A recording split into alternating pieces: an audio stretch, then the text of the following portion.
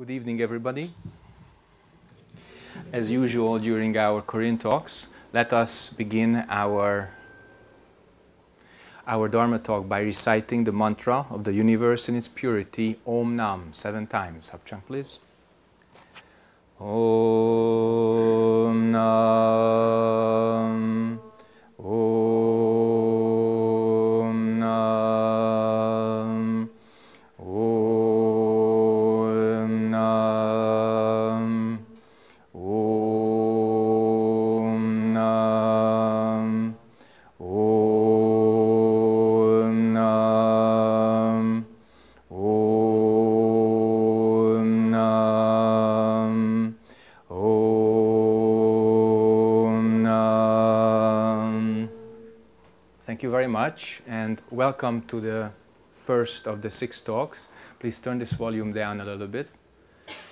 And as you know, tonight we will talk about individuality and karma. What it means to have a sense of I, what we think of ourselves, what we are, and what we actually are. And that's our topic today.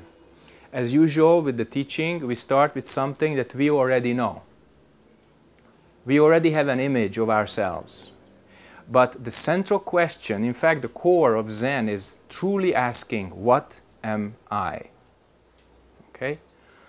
So it's highly important that we truly discover what we truly are and actually not attached to what we think we are. Let me tell you a very kind of clear example. Men, strong men, they believe that they are brave. And they drive their big car fast. Then suddenly the police appears and stops them. Then immediately they become these little children. Oh, I'm sorry, I'm sorry. So they thought they were brave, but they're afraid of the police. So when they get stopped, they become immediately somebody else. Or they try to be the big boy and they try to talk down to the police. Then something really big, fine or big, traffic ticket can appear. So it's a very simple example that we may think that we are something or somebody, but when we actually get into a situation, our relationship and our function do not confirm that. Or, sometimes mothers, they think, oh, I love my children so much. And in 2 or 3 years, there is a situation when you shout at your kids so bad that you never thought it would come out of your mouth. So you thought of yourself as a very compassionate person, but some situation appeared and this big anger came out. And you found nothing of this motherly, compassionate love which you thought that you always have and that you would never lose. So let us try to find out today, what is it that we can get and we can lose? Also what we cannot get, but we also cannot lose. Okay? So let's start, like I said, with what we already understand about ourselves. We call ourselves I. In English, én, in Hungarian, kein, or chega, or nega, or nan, something like that in Korean. Korean is wonderful. You have 4 major ways of describing yourself, depending on the relationship, with the world and with your partner. So we have the 5 physical senses, right? If you look at yourself, you would be sorry to lose your eyes, ears, nose, tongue, body. And we also have something we call the 6th, it's thinking. Now, we are in the Orient, so it's not so difficult to explain that your thinking is also related to a sense organ created and perceived in the brain. Okay? So the first 6 levels are not so difficult to understand. And let me put it like this. Starting from the bottom, actually, so eyes, ears, nose, tongue, body. So we can draw kind of comfortably a line here. and here is mind. Now, this is something interesting, because eyes give you vision, ears are related to hearing, nose is smell, tongue is taste, and body is touch.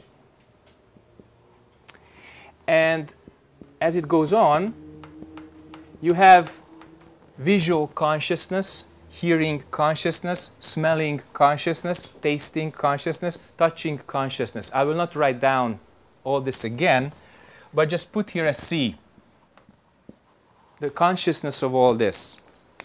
So actually, if you think of ourselves in the very modern way as a packet of information, we have 5 kinds of physical information traveling through our being. And when we wire them together, it's called the physical entity of ourself. So our physical entity is not considered human if you don't have eyes, ears, nose, tongue, body. And the 6th, mind. With mind, it's really interesting because it's thoughts in the same line and thinking consciousness. Thinking consciousness.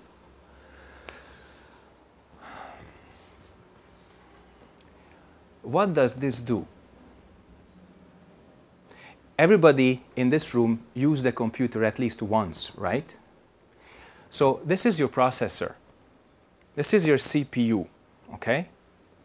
That's where your words and thoughts are made, okay?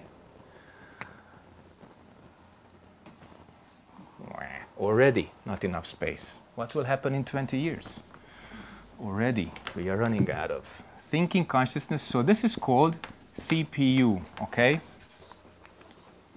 And these senses are actually your keyboard, your screen, your printer. It's called in and out ports in computing, okay?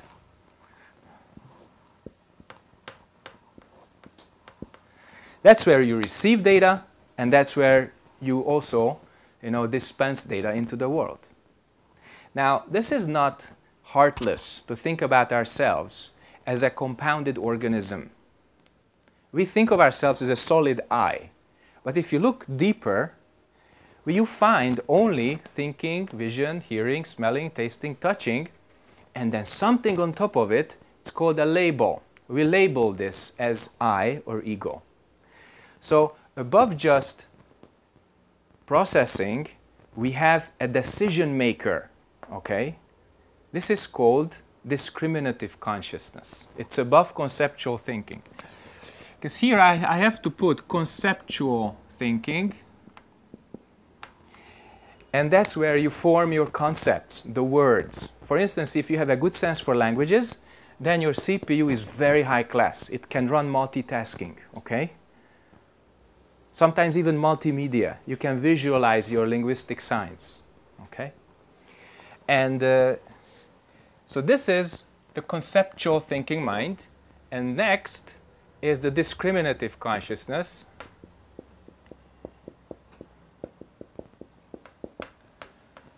Consciousness where you have the birthplace of good and bad. So whereas this layer here only formulated the concepts and only said that this is a microphone, this one, the discriminative consciousness, will say this is a good microphone. So you can say that this person is from Central Africa, but then this one says, I like this person from Central Africa, okay? So this is the discriminative consciousness, and then there's another layer above that called the storehouse. The storehouse consciousness. Every single one of these have a Sanskrit name, a Pali name, a Chinese name, but I don't bore you with that. You can read your Buddhist sutras, it's right here. Storehouse consciousness.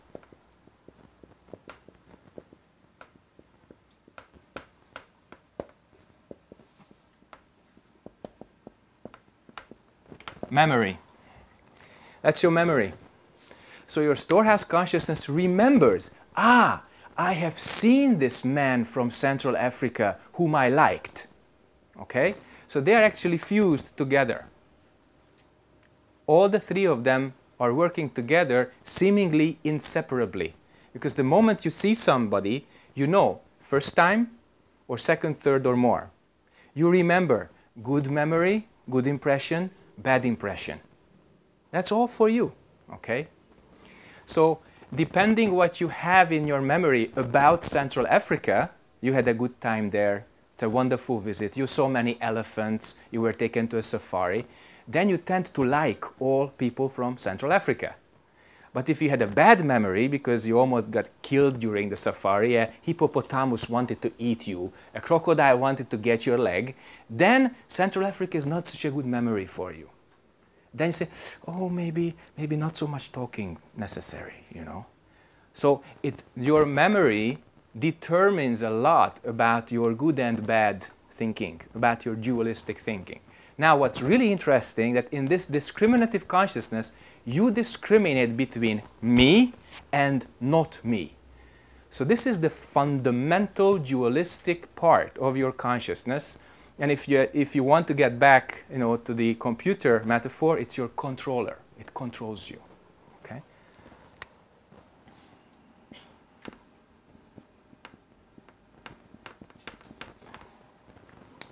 In your computer, controllers are very simple. It tells signals, go this way, go that way. Go this way, go that way. Okay? In your dualistic consciousness, you have this. I want this, I don't want this. This one should get closer, that one should get further, you know? And remember, if you enter just space where there are human beings, it works so fast that you, for instance, don't want to get close to this person, but you want to get close to that person, so you go instinctively to this part of the room. Remember, if you enter a classroom, you go home, you enter some space where there are human beings, it's called group dynamics. So the way individuals relate to each other, and we talk about that a lot more today after tomorrow on Wednesday, depends on all this. Okay? So your like and dislike mind even controls how you occupy space on a bus. Like a young man who is looking for a girlfriend goes instinctively closer to younger women than to older people. It happens. Like older people who really want to kind of have a secure company, they go to other people of the same age. It's basic human psychology, okay? Now, just to give you, this is the alaya, this is the manas, and this is just vijnana in Sanskrit if you read about it. And what's your memory? These days it's hard drive, and that's your hard drive. Okay? Now, I brought this metaphor of computer for you so that you would have another idea, another picture, another metaphor or a simile. But we, human beings, are not computers. So you may ask, and even physicists and biotechnologists, they ask, what is the major difference between machine and a human being? What is it? Huh?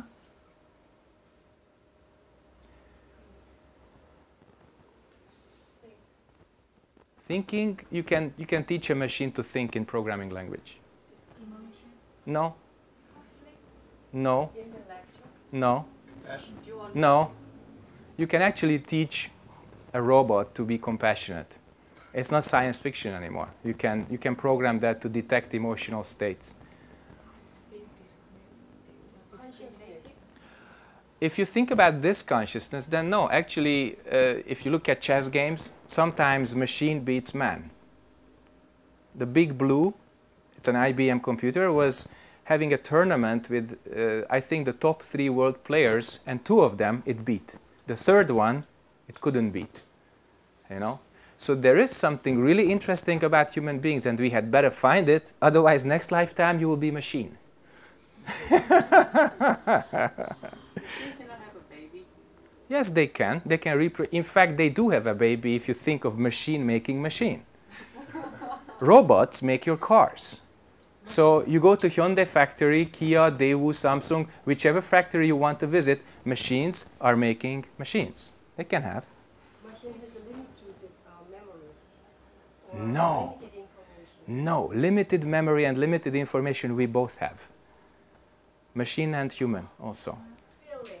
No, you can program a machine to have feelings. In fact, our parents teach us what kind of feelings we should have. So you see, when a kid just makes a mistake and doesn't want to notice, then parents say, you should feel sorry, you know. And, you know, great men, they are also taught how to bow when they make mistake. I've seen that in Asia. People with suit and tie, in very high position, sometimes they bow to the nation and they ask for apology. In the West, we lost that tradition, unfortunately. Hmm? Those consciousness in human changes without consciousness. Not clear. So let me just outline the basic difference between machine and man, and that's something we call Buddha nature.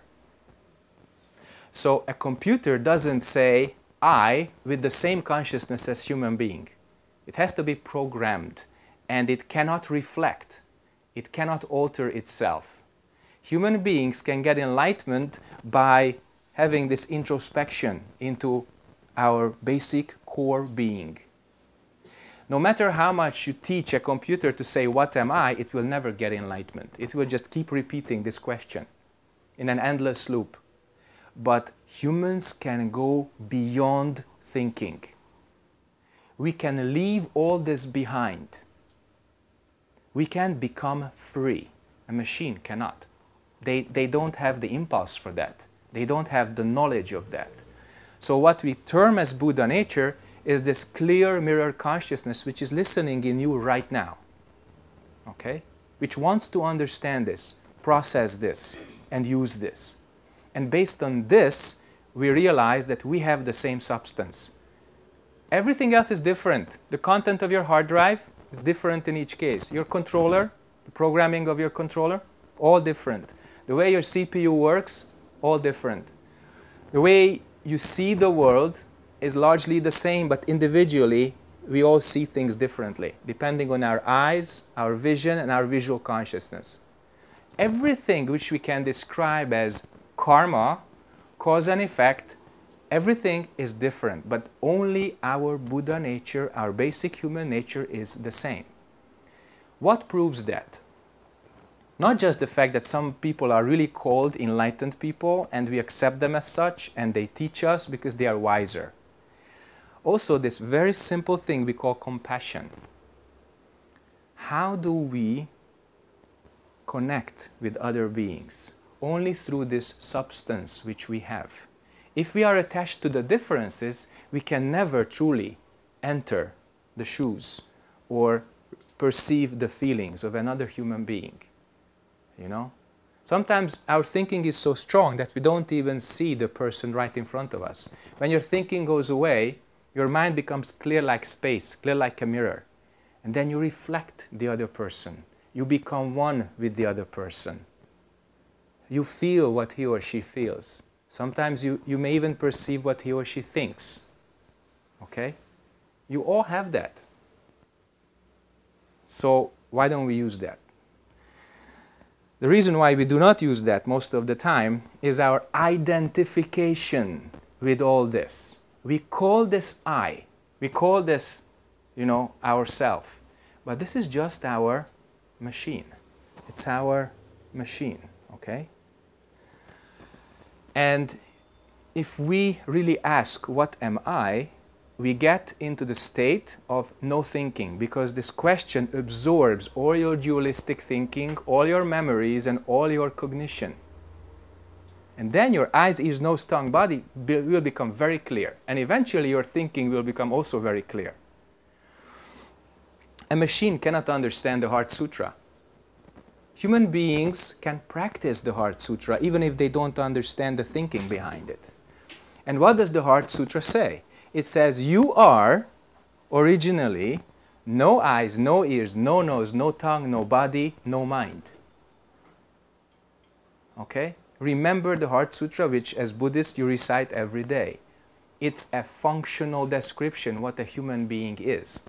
Remember how it begins? It says, Bodhisattva Avalokiteshvara, in the state of transcendental wisdom, perceives that the 5 blocks of your personality, the 5 skandhas, are originally empty. That means we don't exist in the way we think we exist. We exist in a totally different way from conventional thinking. And the attachment to conventional thinking creates all our suffering. Okay? In fact, here in your controller, you create what we call wrong views or ignorance. And based on ignorance, you have anger and desire. You make good or bad, positive, negative, so you produce attraction and detachment, or actually not detachment, but detraction. When you push things away or you want to attract things. So one type is the desire type of consciousness, and the other is the anger type of consciousness. Okay? What you don't like, you want to destroy. What you want as a desired object, you want to multiply. And that's based on delusion. And interestingly enough, the wisdom of the enlightened ones, that informs us about this. So it functions. It's not just something for your brain, it's something for your whole being. It's for your whole life. Why? Because the way you live your life is actually conditioning your next lifetime. What happens when you die? When you die, your eyes, ears, nose, tongue, body, and thinking become disconnected from the higher two. Because all this depends on the brain and the sensory objects, the sensory organs, your body, etc. So when you die, then the activity, the conscious activity of these 6, they become erased.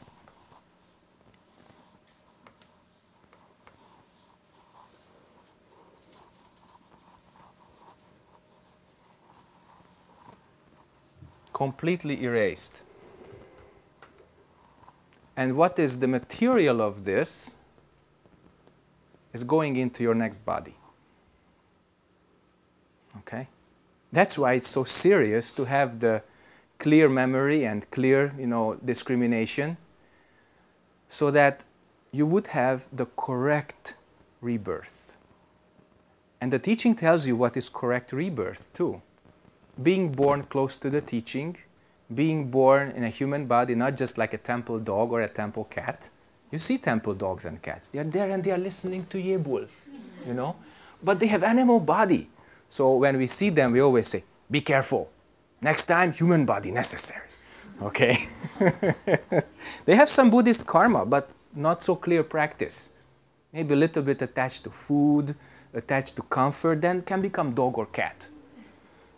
Remember, there was a great Chinese Zen master, and at the end of the winter retreat, he asked the students, the monks, when you die, how will you be reborn? Nobody could answer. And then he said, when I die, I will be reborn as a cow in my lay supporter's house. The question is, why did he say that? We talked about temple dogs and cats, so what's the relationship between the cow in the layman's house and them? When monks and nuns receive donation, it's really for practicing the Dharma. If they do not practice the Dharma correctly, if they don't put enough effort into it, or their direction is not correct, they have to pay it back. So then they are reborn as animals who only serve lay people to pay them back. So what does a cow do? Just stands in the shed, sometimes takes a little walk, and eat and gives milk, and later the meat and leather and bones and everything. So that's a possible karma if they make the wrong decision. So as long as you have any identification with your memory, or identification with your discriminative consciousness, you will be reborn. The moment you let go and do not identify with any of these two, you become free. It's as simple as that. And then you return to don't know. Don't think about nirvana or heaven or all these concepts. They are the making of your CPU. It doesn't exist. That's why in the old days Zen Master said, even thinking about enlightenment is a big mistake. Because when you think, you cannot get it. Okay? When you return before thinking, then spontaneously you become one and you attain. And that's not based on thinking. Okay? So it's truly important to see how our consciousness operates, and your meditation experience can confirm that. So my kind of really good situation here is that you don't have to believe me. You can check. You can observe. And I encourage you to observe and double check. Does this explanation really work like that? And if it doesn't, discard it. Don't believe it. Don't follow it. But if you find that it works, then you may use it to become a more clear and more compassionate and correctly, trained human being, because you train yourself.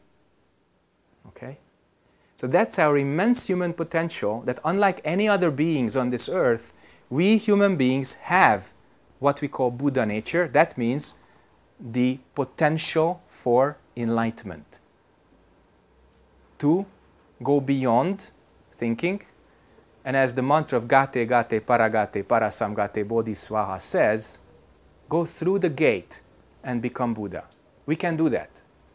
So that's our great human potential, and I wish that none of us would waste time and we would attain to that. Because frankly, this world has so many problems which is coming from the sense of I, that unless you really attain what we truly are, there is no external solutions. There is no correct alternative. Because humanity in the last couple of thousand years have taken so many alternatives that resulted more or less in the same bad, critical, dramatic situation. And right now, we are having one. And everybody in this room knows this. So, external alternatives will not work unless your consciousness becomes different. Unless you really attain what this world is. Because when you attain, it's not just you. It's everything and everyone becoming one, because we share the same substance. So your substance, my substance, all being substance, all names and form substance is the same substance. So when we attain that, then based on this attainment, which is totally clear like space, your mind, my mind, everyone's mind becomes clear like a mirror also. So substance, clear like space.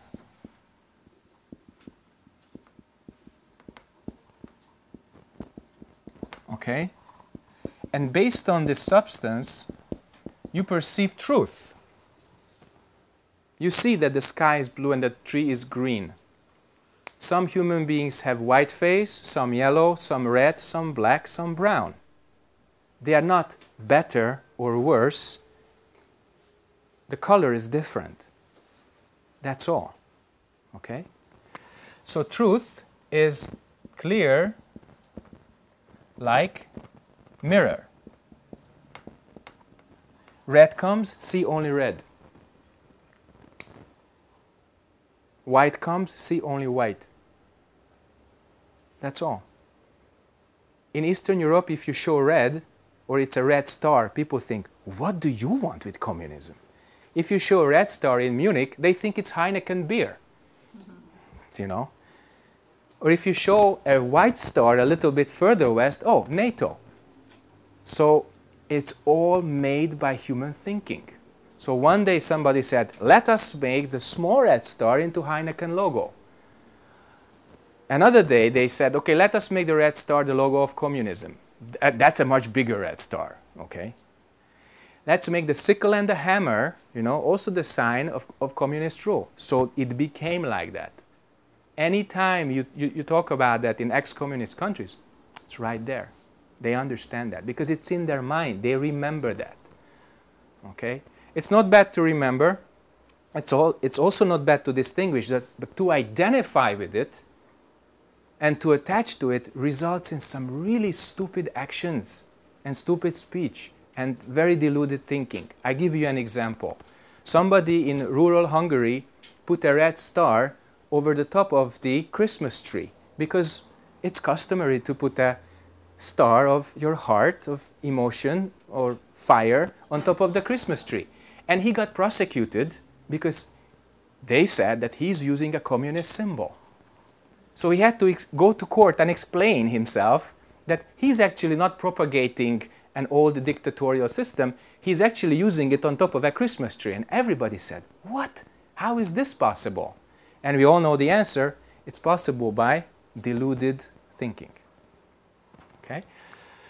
So if we attain our substance, we see the truth as it truly is. Not what we think it is, but as it truly is. And then the next is function. That goes into clear thoughts, clear feelings, clear speech, and clear action.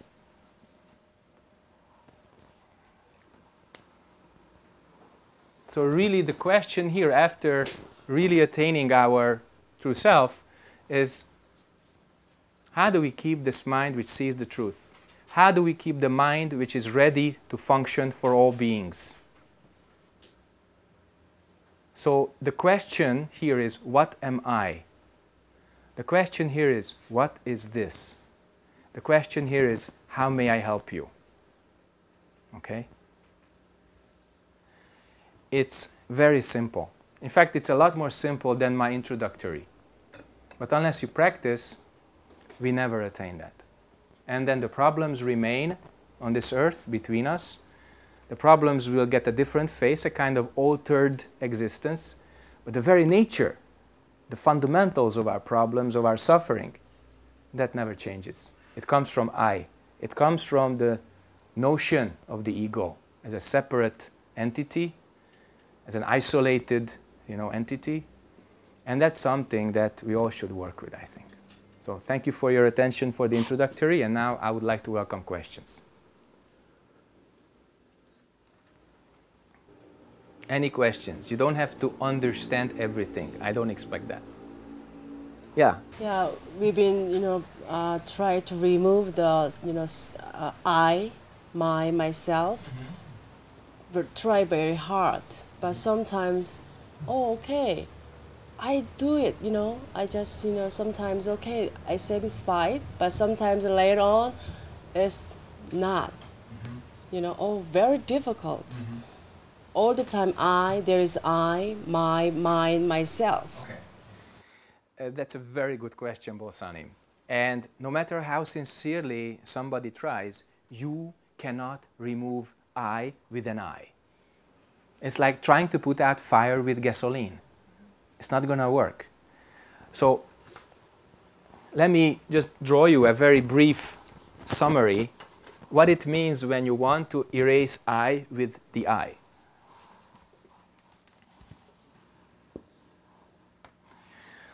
Suppose that's your sense of ego, okay? And here you have your eyes, ears, nose, tongue, body, thinking. You observe all this inside yourself, which you perceive of as a closed entity, and you're seeing, you're hearing, your objects of mind, you say that's I. And when you have the wrong concept of practicing, then what happens is that you transform this into good and bad. You have your small good and bad thinking here, that some people are good, some people are bad. Some things I see are good, some things are bad. But what happens when you have the wrong concept of practicing, that you have this,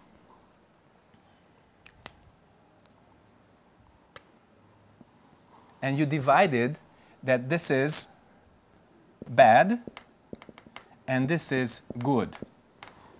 And everything which you had here goes into this second box, your old self, and this is your new Buddhist thinking, which tries to control the rest of it. Because what happens is when you start studying, then your Buddhist thinking becomes bigger, bigger, bigger, and then your new Buddhist thinking tries to control your karma. So, and that's when you start to suffer so much that you think it was better before. It was better without it. So, what's really important that this big red Buddhist eye wants to control your old karmic self. And this is a no, no. You don't do that. You never, ever do that. So when you practice, don't check your thinking, don't check your feeling, don't label yourself as a good person, good thinking, bad, etc. It's disaster. Your job is to reflect. Stop your thinking by not controlling it. It might sound contradictory, but if you tried, you know what I mean. You cannot stop your thinking by controlling your thinking with thinking. Okay? Impossible. So, don't let your new Buddhist thinking control your karma, your kind of conventional thoughts, feelings, perceptions, impulses, and consciousness, because it can result in a split personality. And that's the problem with any religion which is based on control. Now you decide which one is actually based on that, but if you find that a kind of controlling mechanism is built into your head, I advise you not to follow it. You can always follow your clear cognition, your clear perception, your clear reflection of feelings, perceptions, impulses. You can use them. But don't use any mental control. Don't use any kind of doctrine to control your life. I'm a moral person if I do this, if I'm an immoral person if I do this.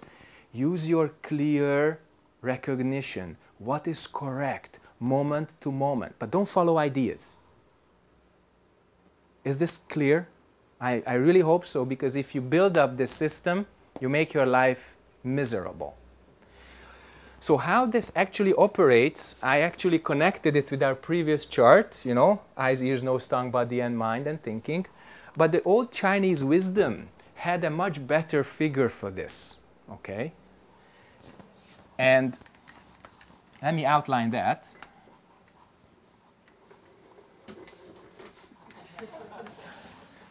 I'll be back soon.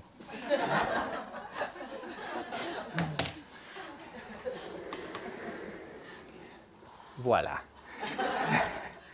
So the way your dualistic consciousness in everyday life operates was indicated with this.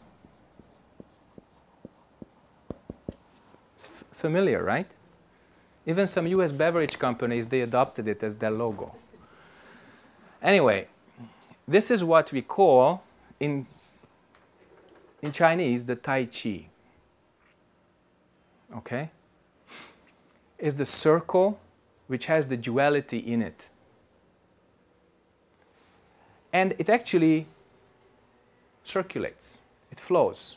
It's not a kind of static, dynamic state. Things are happening, okay? So, good and bad, high and low, I and the rest of the world, it's constantly interacting, and each and every one of them has a little touch of the other, a little taste of the other. Beginning with the human body or human consciousness, you find a lot of things.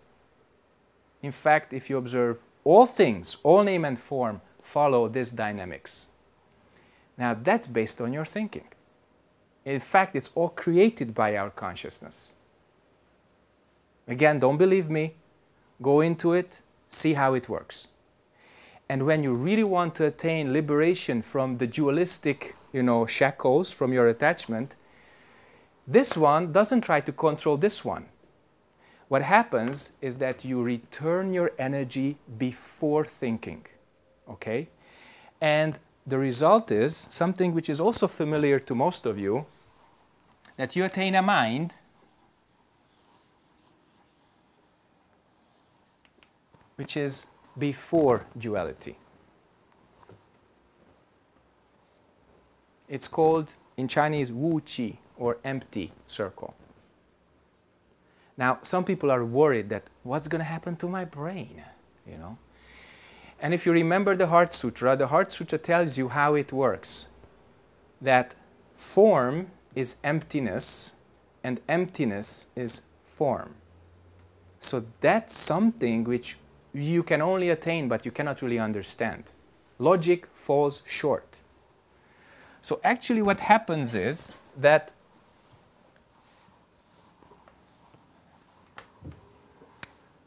this becomes this and becomes again this, okay?